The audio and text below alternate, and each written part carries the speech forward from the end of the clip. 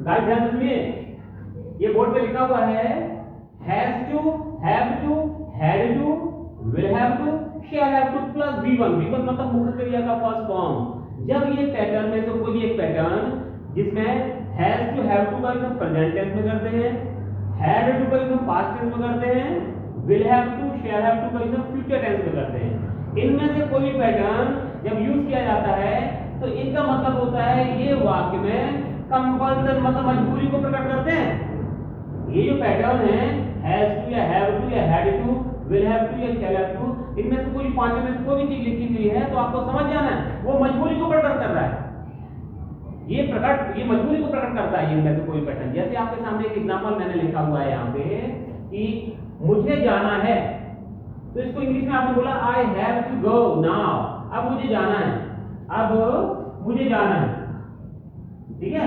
एक एग्जांपल लिखा हुआ आपके सामने, अब मुझे जाना है, तो इसको आपने इंग्लिश में बोला यहाँ पे I have to go now, I have to go now, ठीक है।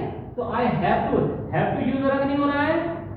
इसको आपको बताने के लिए मैं आपको बहुत सारी चीजें बता सकता हूँ, लेकिन आपको स्पोकन इंग्लिश में और आपको ग्रामर के लिए या फिर आपको आप आगे जाकर के कॉम्पिटिटिव एग्जाम की तैयारी करेंगे या फिर कॉम्पिटिटिव एग्जाम में आपको बैठना पड़ेगा, क्योंकि आप आगे जाकर नौकरी करना चाहते हैं ना सभी के सभी।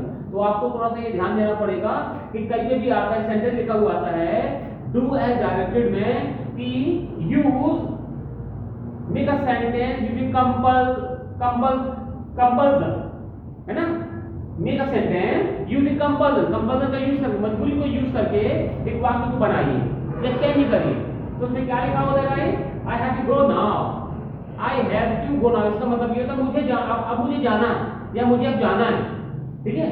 तो इसको इंग्लिश में आपने क्या यूज किया? I have to go now. तो कहने का मतलब ये है जहां पर भी has to, have to, had to, will have to या शैल हैव टू को यूज बोला जाता है, आपको समझ जाना है वो कंपल्सन मजबूरी है, ठीक है। मजबूरी को प्रकट करता है क्या? Has to, have to, had to, will have to या shall have to. Has to, have to present tense के लिए यूज करते हैं, हैड टू पास्ट के लिए, will have to, shall have to future के लिए यूज करते हैं, ठीक है। ये होता है।